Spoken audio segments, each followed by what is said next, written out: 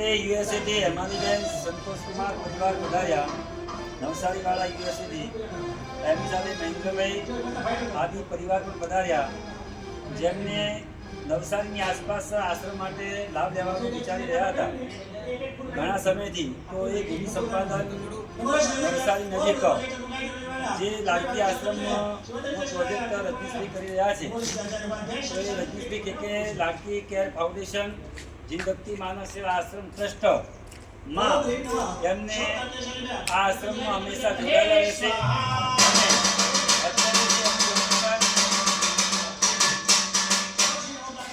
અત્યારે જે એમનું ડોનેશન આપ્યું છે એ અહીંયા જમા કરાવશે ને યુએસએથી પણ વધારેમાં વધારે આ આશ્રમ માટે ડોનેશન લાવવાની એમને ભાવના છે.